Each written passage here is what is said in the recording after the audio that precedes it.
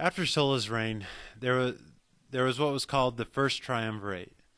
Now, if you look at that word, that sounds like a really strange word. But look at the first three letters, tri, tri. So tri just means three. I think a tripod, right? So the question is, why three rulers? And that's what this means, is that they had three different rulers. The purpose of this is, if there's only two people over the military, remember two consuls, one person can take on another person, and they're not that scared of one army, right? It's one against one. So the thought is, if we could have a triumvirate, one guy would have to take on two armies. So the thought is, this is going to prevent civil wars.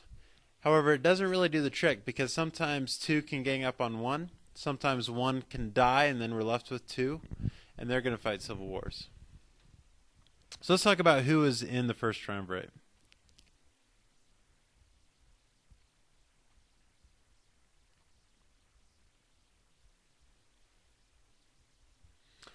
So here we have Marcus Crassus. I have a picture of Spartacus here. He's the guy that defeated Spartacus. He's also the guy that went to the Senate and asked for an army to defeat him. And they said, okay, you can have 4 legions. And then he pulled out from his own wallet some money and paid for 6 more legions. So that's how rich this guy is. This guy is the Bill Gates of ancient Rome. Another interesting thing, though, is another guy took credit for defeating Spartacus, and that's Pompey. Pompey was actually returning to Rome after defeating another rebellion, and on his way back from Rome, he found 5,000 of Spartacus's men. This is after Crassus killed or crucified almost all of them, but he found the last 5,000 of Spartacus's men, so he just kills them, just slaughters them all. And then he goes back to Rome and says, I finally stopped Spartacus's rebellion. Well, true or false? It's kind of both, isn't it? He did kill the last 5,000, but you have to remember, Spartacus's army was 70 to 100,000 strong, and so 5,000 wasn't that big a deal when you look at what Crassus did. But this is kind of the equivalent of me going to a basketball game and I score 6 points, and my team wins by 5 points. Well, did I win the game? Well, if they didn't have my 6 points, they would have lost by 1, right? So I could go around saying, yeah, I won the game. But if I didn't show up to the game, I'm sure someone else could have scored those 6 points, right? So if Pompey wouldn't have killed those 5,000, Crassus would have gotten to it eventually. So when Pompey goes back and says, yeah, I stopped Spartacus's rebellion, this is a big deal because he's really ticking off Crassus. And so now we got Pompey and Crassus that are mad at each other because of this. If we look at this statue of Pompey, we can tell that he's really young. And in fact, he was extremely young. He was kind of an up-and-comer. The Senate didn't want him to run for consul, and he basically camped his army outside of Rome and said, don't you really think I should run for consul? And then the Senate agreed with him. So again, Crassus and Pompey don't like each other, and they're going to fight for power. So the idea is, let's invite someone else to join us, and then that way that'll stabilize things. It's better to have 3 than 2. And who they invite is Caesar. Now here, let's look at this map, and then we'll see what each of them took out of Rome. Let's start with Pompey. Pompey is already seen as kind of a military man. So he takes Spain out here, which Rome already has. He doesn't even really go to Spain very often because Spain is already basically conquered and there's not a whole lot of rebellion going on there. The thing that Pompey wants is he wants to prove himself as a politician, so he actually sticks right around here in Rome. Okay, now let's go with Crassus. Crassus takes Syria, which is right around here. Now, Crassus is known as a great military mind. He spent most of his time in Rome. He wants to prove himself or sorry, he's a great politician. He's spent most of his time in Rome. He wants to prove himself as a military mind. So he goes to Syria, which has a lot of potential. There's some pretty tough tribes out there, but there's some money to be made, and whoever does it will be seen as a military mastermind. So he actually wants Syria to conquer. Caesar takes Gaul, which he's only told to conquer the southern part of Gaul, right along here, right around the Alps. Okay? Now let's talk about what happens to these people. Crassus, he gets a little too excited and he charges the tribes, and he gets cut off from his supplies, and he gets surrounded, and he's dead. So now let's take Crassus out of the equation. So now remember, the whole thought of 2 was to prevent civil war. So now we have, or the whole thought of 3 was to prevent civil war. So now we only have 2. These guys are going to fight a civil war eventually. Now, if they fought right now, Pompey would have the upper hand and Caesar would lose. What Caesar does, though, is when he's told just conquer the southern part of Gaul, he doesn't stop there, and he conquers the whole thing. And when he does that, he becomes the most powerful man in Rome. So when they fight a civil war, it's actually Caesar that defeats Pompey. Okay, so where does Caesar come from? He's a poor patrician, and he's poor because he spent all his money, and even money that he didn't have, on gladiator games. Well, what's the point of that? Why do politicians spend all that money on gladiator games? Well, the purpose is to gain popularity and to gain political power. So basically, Caesar is gambling here. He's gambling here, and he's betting that if I get the people on my side, I can do what I want. And he does. He's also given command over troops in Gaul. Again, he doesn't have money to pay for his troops. So he's in massive debt here. He's got an army. He has to do some great things in Gaul, or he will become bankrupt. It will destroy him. So he actually, instead of conquering just the southern part of Gaul, he conquers the whole thing. And as a result, he becomes the richest man in Rome, and he also has the strongest, most loyal army in Rome. This right here, this is a statue of a man in Gaul dying. And you see around his neck, he's got kind of a necklace. Warriors in Gaul would actually wear that necklace. And in turn, Roman soldiers would actually take those off and use them as basically medals, as a badge of honor when they killed a Gaul.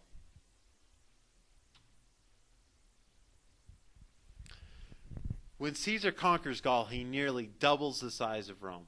And not only that, he's getting gold, he's getting slaves. It's hard to tell how many people he killed and enslaved. Some places you read that he killed or enslaved 1 million Gauls. Sometimes you hear 500,000. We're not exactly sure. But he basically enslaves so many people, and he makes money off that. Remember, he's selling them to Rome. Do you want to hear a joke I made up? It's hilarious. So, what does Napoleon Dynamite and Julius Caesar have in common? Gaul! Get it? You know? Napoleon says Gaul, Caesar conquered Gaul. Eventually, that'll be funny to you. Okay, here's a map. So here we've got Gaul, right? This is what Caesar conquered right here. You can see this is what Rome was before he conquered Gaul.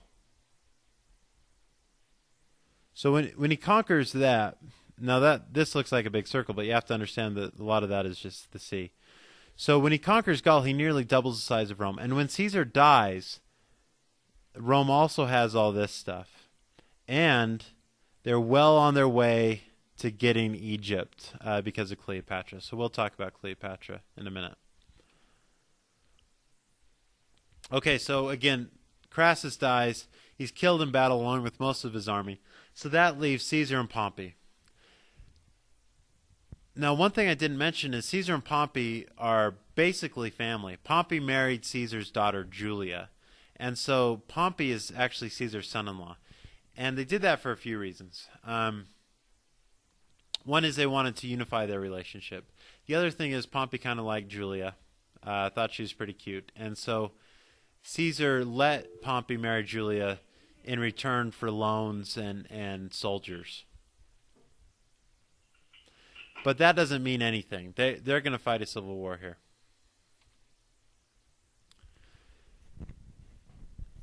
Now, I've got a big picture of a pizza here. This is no ordinary pizza. This is the pizza pie of power.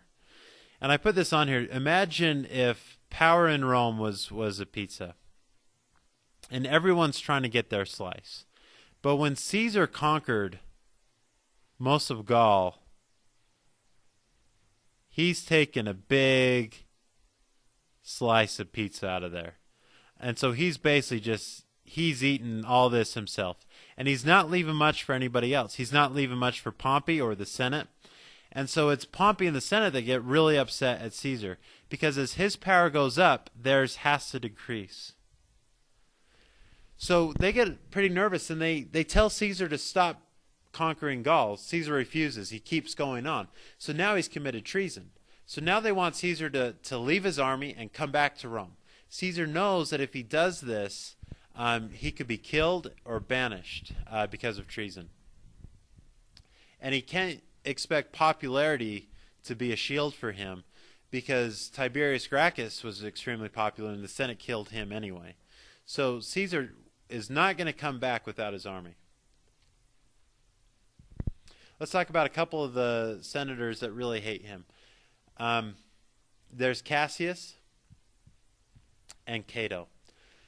They both lived during the time of Caesar. They see their power decreasing and Caesar's increasing, and they hate him so much that they would love to see him dead. In fact, Cassius is going to play a big role in Caesar's assassination. Cato will fight a civil war against Julius Caesar. He'll lose that war, and he'll actually commit suicide before Caesar can get to him. So here's Caesar's choices. He knows the Senate wants him dead. He knows Pompey wants him dead. He could disband his army, return home to Rome, and try to convince them otherwise, which he'd probably be executed or banished. Or he could defy the Senate and fight a civil war, knowing that by fighting a civil war, it could destroy the government. So basically, it's either him that's going to be destroyed or the government that's going to be destroyed. And Caesar chooses to destroy the government. The other option is that he could just stay up in Gaul, right? And students ask me that. Except he doesn't feel like he can stay up there for very long because he feels like the Senate and Pompey are going to send up an army there to get him anyway. So what Caesar does is he actually camps on the very southern border of Gaul, which is this river called the Rubicon River. By law, he's not supposed to take his army outside of Gaul. If he does, that is a serious crime. That is a declaration of war. He has no choice but to fight a civil war if he does that. So he actually, if you look at this map, here's the Rubicon River. It's not a big river. It's not really that important, except that it was the southern border of Gaul. So Caesar camps his army right on the northern edge of the Gaul, right here, knowing that when he crosses it, there's no turning back. He can't cross over and just like jump back and say, just kidding, Pompey. Psych, fooled you guys. Once he crosses it, that is war. So if he crosses that, you know he's going to make a dead run straight to Rome and get to Rome as fast as he can before Pompey and the Senate can even know what's going on. Remember, there's no CNN or anything like that. And that's exactly what he does and what he chooses to do. Now, Pompey and most of the senators, they do not have time to form an army, so they just run. And most of them actually run to Greece. This is where Cato fights Caesar. He loses, and that's where Cato commits suicide. Pompey then flees to Egypt. And Caesar chases him to Egypt. Once the Egyptians find out that Caesar is on his way, they prepare Caesar a little gift. And you can see that gift in this drawing here. Right there. They give Caesar Pompey's head. Another theory is that Caesar actually killed Pompey with his own assassins and said that it wasn't him. But you can see from this picture, Caesar doesn't look too happy about this whole thing. It's thought that Caesar was actually planning on reconciling with Pompey, and by doing so, he could get rid of a lot of his enemies in Rome. But as soon as Pompey dies, just the opposite happens, and he gets a lot more enemies in Rome.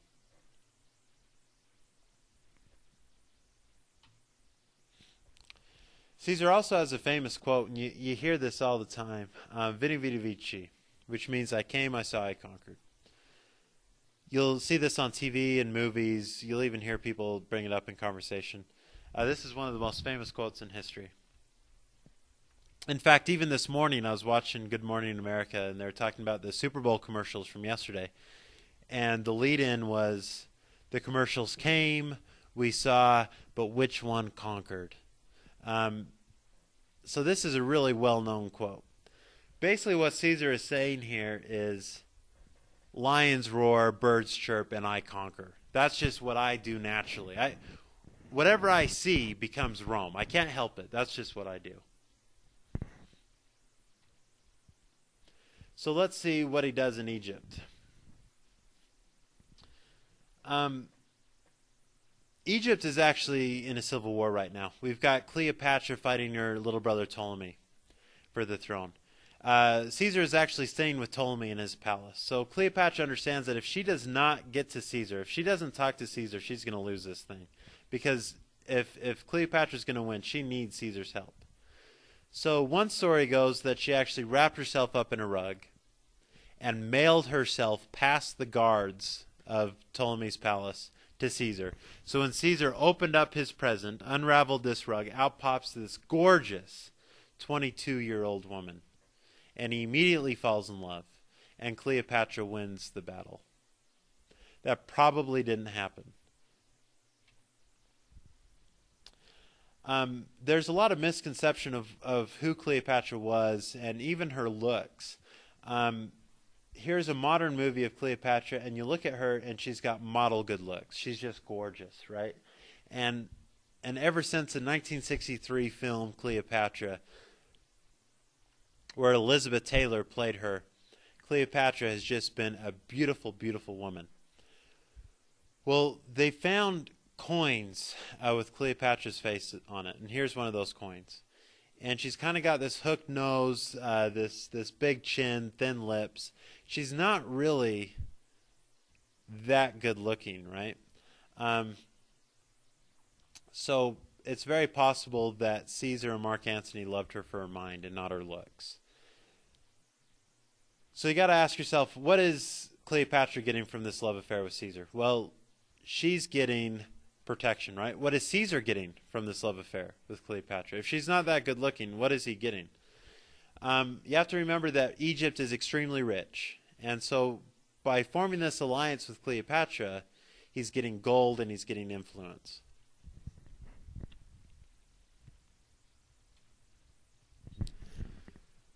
So Caesar's solution to this civil war between Cleopatra and her younger brother Ptolemy is for Cleopatra to marry her brother Ptolemy, which is kind of right? Except it's not a real marriage. This is just a political marriage. In fact, Cleopatra spends her honeymoon with Caesar on a Nile cruise. So it's not a real marriage. And Cleopatra and Caesar are having this long love affair. They even have a child, and they named the child after Caesar Caesarion. This is a very public love affair. One thing you have to understand is Caesar actually has a wife back home named Calpurnia. And so when he's having an affair, he does have a wife back home. And he even brings Cleopatra and Caesarion back to Rome with him to live in the same city that his wife is living in. So this was kind of a big deal here. But people loved it. The people just loved the fact that he was bringing Cleopatra back because she is so rich and powerful. So again, Caesar, after this whole thing, he becomes extremely popular. Again, he's still looking to the poor to support him. He continues to give the poor food, the land to the landless. The people love him. The Senate hate him. So let's talk about what the Senate does. When Caesar brings back Cleopatra and their son Caesarion, this is really the last straw. Well, actually, two last straws, if that's even possible. Anyway, Caesar also is named dictator for life. And in this ceremony, Mark Antony, his general, supposedly gave him a crown of gold. And Caesar says, no, I don't want that. I am not king. I will never be king. He just wants to be dictator for life. So what's the difference between dictator for life and king? They both have the same powers. The difference is that a dictatorship will end when the dictator dies. With a monarchy, that's passed down to their son, and then their son's son, and it goes on forever. So when Caesar brings Cleopatra back and their son Caesarion, this is a big deal, because now he's dictator for life, and he has an heir. So a lot of people are seeing him as king. And if he is king, there's a Roman law that says that anyone can kill them, that it's the citizen's duty to kill any king. So it's Marcus Brutus and Gaius Cassius that leads about 60 senators against Caesar to kill him. Now what's interesting is how they kill him and where they kill him.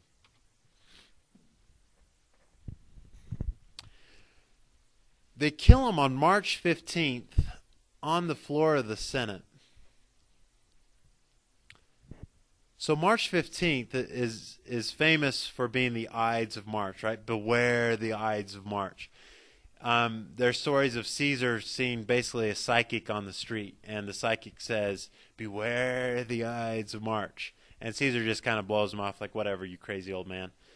And then he actually sees him on the Ides of March, and he says, hey, the Ides of March have come. Nothing's happening. And the psychic's response is, the Ides have come, but they are not yet gone. And so basically, look out, sucker, because you're going to die. Well, the senators plan his assassination on the 15th of March because Caesar is going to be leaving about 3 days later on the 18th of March, right around there, to go be with his army. Once he's with his army, he's untouchable. And he's going to go conquer more land, and so that's going to make him even more powerful. So if they don't act now, nothing's going to happen. They'll never have an opportunity like this again. So Caesar is scheduled to meet with the Senate on the 15th of March. So these 60 senators get together and they conspire how they're going to do this thing. And they basically say each senator is going to take a dagger into the forum to the Senate. So they're going to have to sneak it in. Some have said that they snuck it in their toga. Some use scrolls to conceal their daggers. Some use decorative boxes to conceal the dagger. So then when Caesar sits in front of the Senate, the senators have an opportunity to ask him for favors, basically, petition him. And so one senator walks up to him and asks for his brother or his uncle, anyway, a family member, to be forgiven and come back from being exiled. He knows that Caesar's going to say no. So when Caesar says no, he takes his toga and rips it off his shoulder, literally stripping him of power. And then that's when basically the senators rush him and they just start stabbing him until he dies, basically. He received 23 stab wounds. That was from a historian that lived not that long after Caesar. You hear different numbers. You hear in the 30s. You hear some people say it's much more than that. But let's go with 23 here. If that's the case, we can see that some senators backed out, right?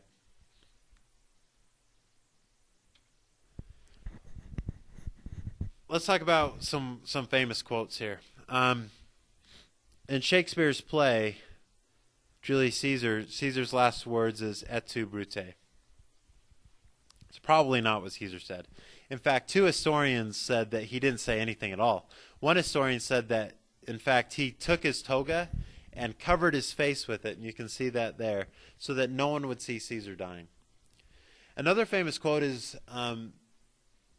when this happened, some of the assassins stormed out of the building and they cried, "People of Rome, we are once again free," which is kind of an interesting thing for them to say, right? Free? Free from what? Now, he could have been talking about a dictatorship, right? And so then, let's just say they were talking about a dictatorship. So again, who was the dictator before? That would be Sulla. What if they're talking about a king? Did they have kings before? You have to remember that the Republic was founded after the Romans overthrew the Etruscan kings. And so they could be referring to that. So I had a little extra time on my hands, so I actually made a video of Caesar's death.